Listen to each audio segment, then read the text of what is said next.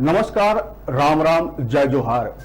मैं हूं नवीन और आप देख रहे हैं न्यूज 36 का खास कार्यक्रम नेताजी का लेखा जोखा। तो छत्तीसगढ़ में गर्मी के मौसम के साथ साथ चुनावी मौसम का भी आगाज हो चुका है। अभी चुनाव को लगभग 6 महीने बचे हैं। ऐसे में मुख्य विपक्षी पार्टी यानी भाजपा भूपेश सरकार यानी कांग्रेस सरकार को जोर शोर से घेरना शुरू कर दी है। चाहे गोठानों की पोल खोल मुहिम हो, पीएससी का मसला हो, या फिर जो अभी जोरों शोरों से छत्तीसगढ़ में चल रहा है यानी प्रदेश में शराब और कोयले के लेवी को लेकर ईडी की कार्रवाई, जिसमें कई बड़े बड़े अधिकारी और नेताओं के नाम हैं। कई तो जेल की हवा खा रहे हैं तो कईयों के सर पर तलवार लटक रही है। चुनावी साल होने के कारण ऐसे आरोपों के बीच अपने आप और पार्टी की पॉजिटिव छवि बनाए रखना सीएम भूपेश बघेल के लिए कम चुनौतीपूर्ण तो नहीं होगा। यह तो माना ही जाएगा कि कांग्रेस सरकार ने आते ही अपने आप को छत्तीसगढ़िया सरकार के रूप में पेश किया, जो लोगों के दिलों में कहीं न कहीं घर तो बना ही चुकी है। चाहे छत्तीसगढ़ के 30 त्योहारों की बात हो या यहाँ की संस्कृति को सहेजने संवारने का काम भूपेश बघेल ने बखूबी किया है, जिससे कांग्रेस यानी भूपेश सरकार के प्रति छत्तीसगढ़िया लोगों के मन में कहीं न कहीं पॉजिटिव असर तो डाला ही है। छत्तीसगढ़ यानी धान का कटोरा। ऐसे में यहाँ के किसानों का धान 2500 रुपये समर्थन मूल्य में खरीदकर भूपेश बघेल ने वाहवाही तो बटोरी है। हालांकि इसके पीछे विपक्ष इसके लिए आए दिन कर्ज लेने को लेके निशाना साधते रहे हैं। अब भूपेश बघेल की बात करें तो उनकी महत्वाकांक्षी योजना यानी नरवा गरुआ घुरुआ बाड़ी की बात ना हो, ऐसा नहीं हो सकता। जब यह योजना शुरू हुई तो देश भर के लोगों को यह समझ नहीं आ रहा था कि भाई आखिर ये क्या है। धीरे धीरे इस योजना की चर्चा देश भर में होने लगी। राष्ट्रीय स्तर पर कई बार इसे सराहा भी गया, पर जितनी जोर शोर या जिस उद्देश्य को लेकर इसे शुरू किया गया था, आज के हाल में अधिकारियों और जनप्रतिनिधियों के उदासीनता के चलते यह कहीं न कहीं मुख्यमंत्री भूपेश बघेल के साख पे बट्टा बैठाने लगा है, जिसका फायदा 100% विपक्षी पार्टी यानी भाजपा उठाने में कोई कसर नहीं छोड़ रही है। सरकार कह रही कि प्रदेश में 10,000 से ज्यादा गौठानों का निर्माण किया गया है, जिसमें औसतन हर गौठानों पर 19 लाख रुपए खर्च किए गए हैं। पर अधिकांश जगहों पर उजाड़ और खंडहर पड़े गौठानों की हालत देख चुनावी साल में अब जनता भी जवाब मांगेगी कि गौठानों के 19 लाख रुपए आखिर कहां गया, और इसका जवाब भी मुख्यमंत्री भूपेश बघेल को ही देना होगा, न किसी अधिकारी या न किसी लोकल जनप्रतिनिधियों को। चुनाव में राम के नाम का आड़ लेकर चुनाव लड़ने का आरोप लगाने वाले कांग्रेस सरकार यानी भूपेश सरकार ने छत्तीसगढ़ में भाजपा से राम नाम का मुद्दा छीनने में कोई कसर नहीं छोड़ी है। चाहे रामगमन वन पथ को लेकर या रामायण पाठ या कौशल्या माता का मंदिर जैसे कई काम करके कम से कम इस चुनाव में भाजपा का जुबान बंद करने में भूपेश बघेल सरकार सफल नजर आ रही है। शराबबंदी भी एक ऐसा ही मुद्दा है जिसे लेकर अभी भी कांग्रेस सरकार बैकफुट में नजर आती है, या कहें चुनावी आवेश में आके अपने घोषणा पत्र में प्रदेश में शराबबंदी का वादा कर कांग्रेस फंस चुकी है। ऐसा नहीं कि इसके लिए भूपेश सरकार ने कुछ नहीं किया, समिति बनाई, पर वह समिति भी कई सालों के लंबे इंतजार के बाद इस निष्कर्ष में पहुंची कि छत्तीसगढ़ जैसे प्रदेश में शराबबंदी लागू करना टेढ़ी खीर है। इस मुद्दे को भी इस चुनावी साल में खूब भुनाया जाएगा। शराबबंदी तो हुई नहीं, शराब घोटाला जरूर हो गया, जिसकी चर्चा पिछले कुछ दिनों से छत्तीसगढ़ में बनी हुई है। जिसने अपने आप को साफ सुथरी सरकार के रूप में पेश करने वाले सीएम भूपेश बघेल के दामन में कहीं न कहीं दाग तो लगेगा ही, जिसे भूपेश बघेल कैसे साफ करते हैं इसके लिए हमें इंतजार करना होगा। ऐसे भी और कई मुद्दे हैं जिस पर लंबी चर्चा की जा सकती है। खैर, हम यहाँ बात करने आए हैं भूपेश बघेल के विधानसभा क्षेत्र यानी पाटन विधानसभा क्षेत्र के बारे में। तो आज उसी पे एक नजर डालेंगे कि भूपेश बघेल का अपने क्षेत्र में क्या हाल है। जीत बरकरार रखेंगे या फिर भाजपा उनसे यह सीट छीन सकती है।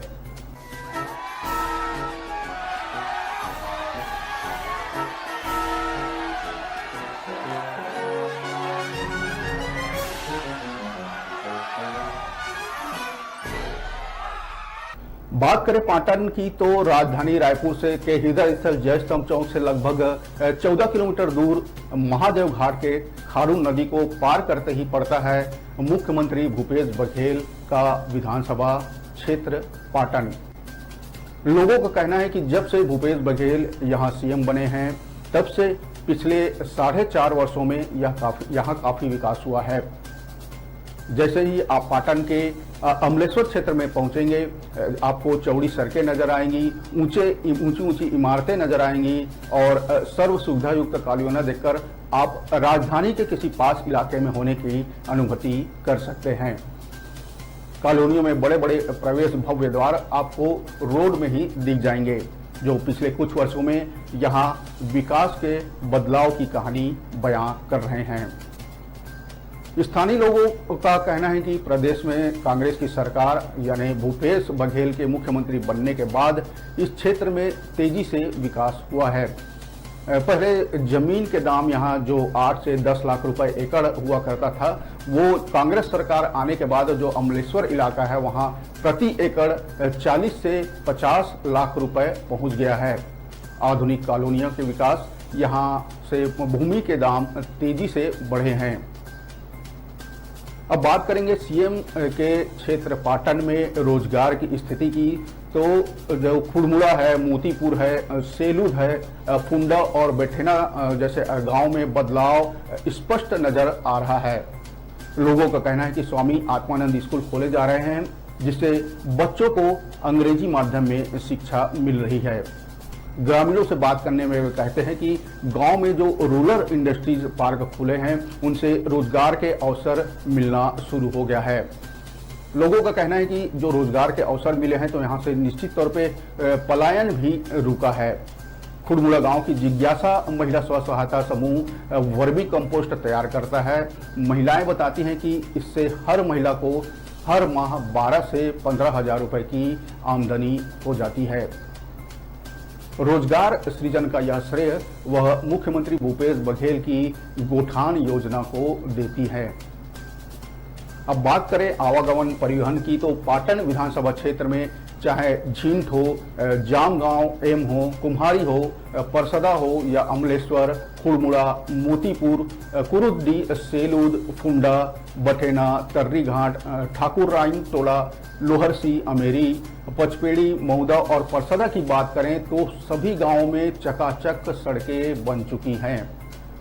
लोगों का कहना है कि पिछले 4 वर्षों में जहां उम्मीद नहीं थी वहां तक भी सड़क पहुंच गई है। इससे जमीन के दाम तो बढ़े ही, कई लोग फैक्ट्री लगाकर खुद का कारोबार शुरू कर चुके हैं। पाटन में पुरातात्विक महत्व का स्थल है तर्री घाट। यहाँ इतिहास व पुरातत्व को संभालने का काम हो रहा है। इधर ठाकुराइन टोला में महादेव घाट की तर्ज पर लक्ष्मण झूला का निर्माण किया जा रहा है। गांव को जोड़ने के लिए मुख्यमंत्री सड़क योजना के तहत जोर शोर से काम चल रहा है। आप पाटन इलाके में जाएंगे तो अभी भी आपको कई इलाकों में सड़क बनते हुए दिख जाएगा। विकास की रफ्तार को तेज करने के लिए नई पक्की सड़कों को बनाने का काम भी तेजी से चल रहा है। हालांकि इसको लेकर समय समय पर जो विपक्षी पार्टी यानी भाजपा भी आरोप लगाते रहते हैं कि मुख्यमंत्री जो सड़क बनाने का काम कर रहे हैं वो सिर्फ अपने इलाके यानी पाटन में ही कर रहे हैं। आइए आगे बढ़े, इससे पहले पाटन विधानसभा क्षेत्र के बारे में एक मोटा मोटी जान लेते हैं। तो बता दें कि जो 1993 से लेकर अब तक का हाल जो है उसमें पाटन के चुनावी इतिहास के बारे में नजर डालें तो यहाँ साल दर साल जो मतदान का प्रतिशत है वो लगातार बढ़ता ही दिखा है। यानी कि जो मतदान का प्रतिशत है उसका ग्राफ जैसे जैसे चुनाव होते गए वैसे वैसे यहाँ पर बढ़ता गया। तो एक नज़र डाल देते हैं। जैसे 1993 में यहाँ चुनाव प्रतिशत था 65.33। 1998 विधानसभा चुनाव की बात करें तो यहाँ चुनाव प्रतिशत था 65.68। 2003 की बात करें तो 77.79% था चुनाव का रेशियो। 2008 की बात करें तो 78.09% था। 2013 की बात करें तो 81.32%, 32% मतदान की स्थिति थी। और 2018 की बात करें तो यह बढ़कर 83.19% हो गई थी। तो जैसा आप देख रहे हैं स्क्रीन पे, जो लगातार जो मतदाताओं की संख्या है वो लगातार जैसे जैसे चुनाव होते गए वैसे वैसे यहाँ मतदाताओं की संख्या भी बढ़ती गई, मतलब मतदान का प्रतिशत भी यहाँ बढ़ता गया। आइए अब जानते हैं कि कब कब किसके किसके बीच मुकाबला हुआ और किसने बाजी मारी और कौन जीत हुआ। तो जैसे हम बात करें कि 1993 में भूपेश बघेल जो कांग्रेस के उम्मीदवार थे, उन्होंने केजूराम जो वर्मा जो बसपा के उम्मीदवार थे 1993 की बात करें तो उनको पटकनी दी थी। यहाँ भूपेश बघेल को जो 1993 में 28,537 मत मिले थे, वहीं जो केजूराम वर्मा जो बसपा के थे प्रत्याशी उनको 25,163 मत मिले थे। बात करें 1998 विधानसभा चुनाव की तो भूपेश बघेल ही कांग्रेस के उम्मीदवार थे और उनके जो अगेंस्ट में जो खड़ी हुई थी जो भाजपा की निरुपमा चंद्राकर पर उन्होंने जीत दर्ज की थी। जीत का दर्ज का आंकड़ा करीब 2,000-2,500 मत था। भूपेश बघेल को तकरीबन 37,758 मत मिले थे 1998 विधानसभा चुनाव में। वही जो विपक्षी पार्टी है निरुपमा चंद्राकर, उनको 35,062 मत ही प्राप्त हुए थे। अब 2003 की बात करें तो 2003 में भी कांग्रेस की तरफ से भूपेश बघेल ही प्रत्याशी थे। इस चुनाव में एक रोचक बात यह थी कि जो उनके रिश्ते में चाचा लगते हैं विजय बघेल, वो उनके अगेंस्ट में खड़े हुए थे। राष्ट्रीय राकापा के तरफ से उन्हें टिकट मिली हुई थी। इसमें भी भूपेश बघेल ने दर्ज की थी करीब 7,000 मतों से अपने चाचा के विरुद्ध जीत दर्ज की थी। 2003 की बात करें, भूपेश बघेल कांग्रेस के उम्मीदवार थे, उन्हें 44,217 मत मिले थे। वहीं जो उनके चाचा कहे जाते हैं विजय बघेल, उनको 37,308 मत मिले थे। मतलब 2003 में भी भूपेश बघेल ने यहां से जीत हासिल की थी। 2008 में थोड़ा पाला पलटा। जो चाचा हैं कहे जाते हैं भूपेश बघेल के विजय बघेल, उनको बीजेपी से इस बार टिकट मिला 2008 में और उन्होंने इस बार भूपेश बघेल को शिकस्त देने में सफलता हासिल की। 2008 में विजय बघेल जो भाजपा के प्रत्याशी थे, उन्हें लगभग 59,000 मत मिले थे। वहीं जो भूपेश बघेल कांग्रेस के प्रत्याशी थे, उन्हें 21,158 मत ही मिले थे। तो 2008 की बात करें तो यहाँ भूपेश बघेल एक बार पराजय का भी सामना करना पड़ा था। उनके चाचा विजय बघेल जो भाजपा से जिन्हें टिकट मिली थी 2008 में, उन्होंने भूपेश बघेल को मात दिया था।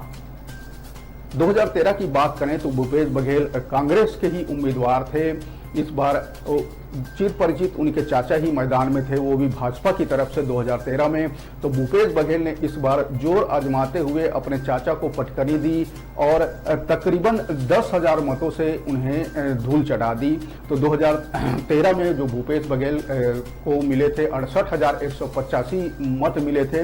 वहीं जो विपक्षी पार्टी यानी भाजपा की तरफ से जो उनके चाचा खड़े हुए थे विजय बघेल, उन्हें 58,842 मत प्राप्त हुए थे। 2018 की बात करें तो भूपेश बघेल यही पाटन से ही कांग्रेस के ही उम्मीदवार खड़े हुए थे। उन्होंने भाजपा के मोतीलाल साहू को धूल चटा दी। काफ़ी अंतर से उन्होंने विजय हासिल की थी। बता दें कि भूपेश बघेल को 83,810 मत मिले थे 2018 के विधानसभा चुनाव में। वही जो भाजपा के प्रत्याशी थे मोतीलाल साहू, उनको 56,685 मत मिले थे। तो 2018 में भी भूपेश बघेल ने यहां पर धूल चटा दी। तो जितने विधानसभा चुनाव में एक बार बस उन्होंने अपने चाचा से हार का सामना करना पड़ा था। उसके बाद भूपेश बघेल लगातार इस पाटन विधानसभा क्षेत्र में अपना कब्जा बनाए हुए हैं। पाटन विधानसभा क्षेत्र के बारे में ही अगर 2013 के आंकड़ों के अनुसार बात करें तो यहाँ जो पुरुष मतदाताओं की संख्या है वो तकरीबन 97,982 है।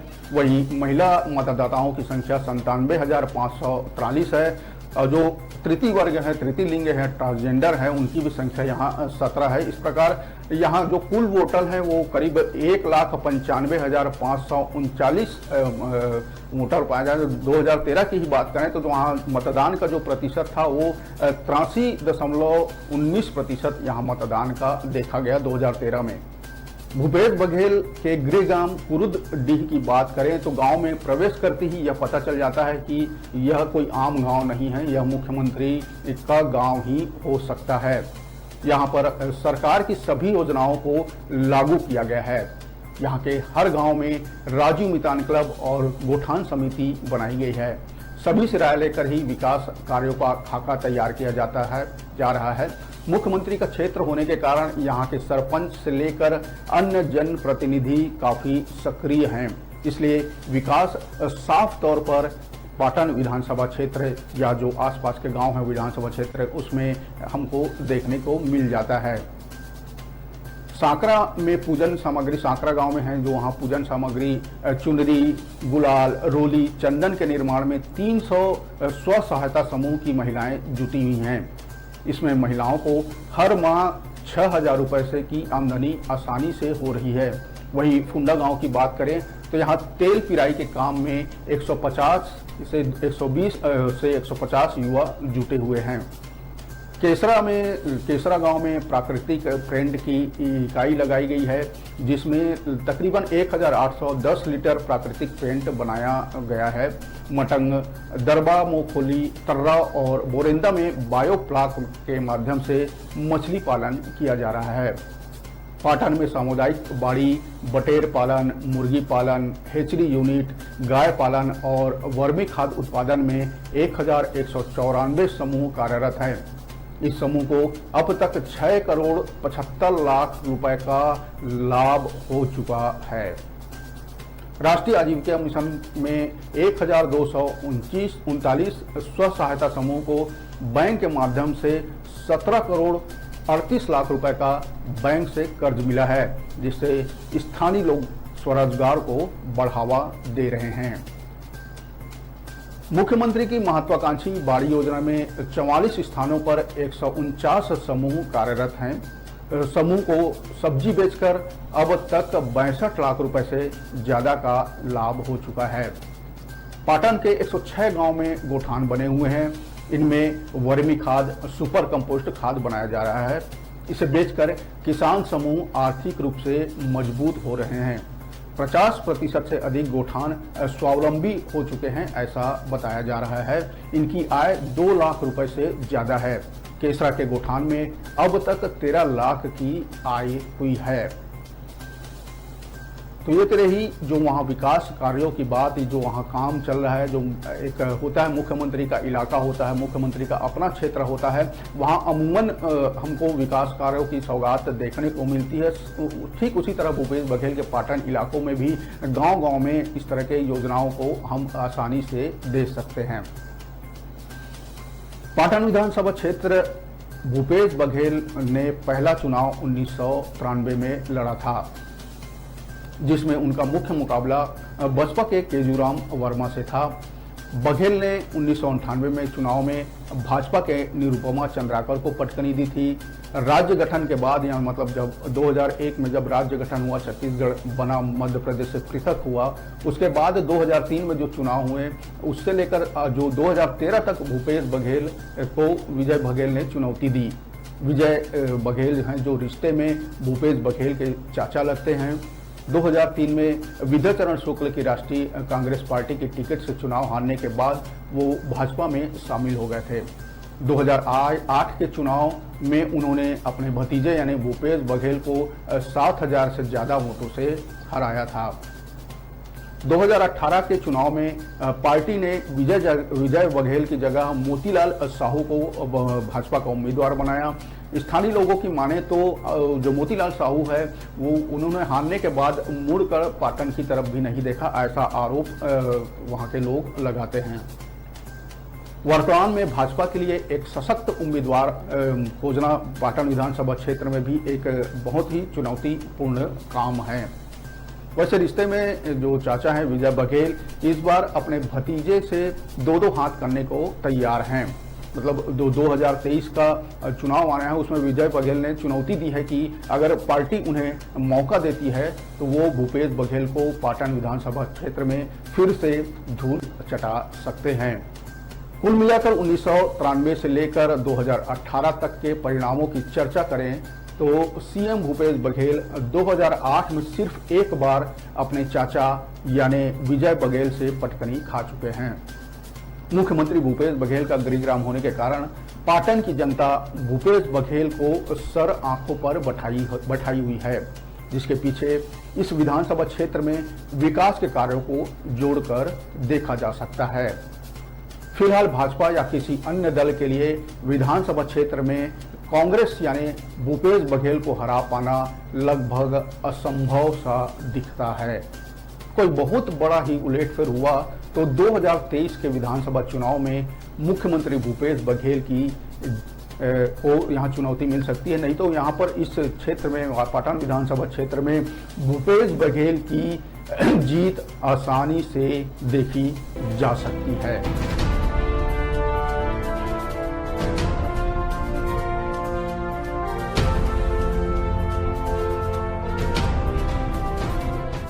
तो यहाँ भूपेश बघेल 2023 के चुनाव में भी सेफ नजर आ रहे हैं। वर्तमान में मुख्यमंत्री हैं छत्तीसगढ़ के। पाटन विधानसभा क्षेत्र से 1993 से लगातार पाटन विधानसभा क्षेत्र से प्रतिनिधित्व कर रहे हैं। एक बार बस यहाँ पर पटकनी खाई है 2008 में, जो उनके चाचा विजय बघेल ने उन्हें पटकनी दी थी। उसके बाद से लगातार इस विधानसभा क्षेत्र में वो मतों से मतलब ज्यादा मतों से ही विजयी होते आए हैं। तो 2023 की जो राह है वो पाटन विधानसभा क्षेत्र में भूपेश बघेल के लिए आसान दिखती है और उनकी जीत जो वहाँ के लोगों का कहना है कि उनकी जीत भी इस बार पक्की होगी। तो भूपेश बघेल के लिए अच्छी खबर पाटन विधानसभा क्षेत्र के से कि लोगों का विश्वास उन पर अभी भी बरकरार है और उनकी सीट को फिलहाल 2023 में कोई खतरा नहीं है। आपको यह कार्यक्रम कैसा लगा, आप और क्या देखना चाहते हैं, आपकी राय कमेंट बॉक्स में जरूर शेयर करें। तो मुझे दीजिए इजाजत, मिलते हैं एक नए विधानसभा क्षेत्र के साथ हमारे अगले कार्यक्रम में। नमस्कार, जय जोहार।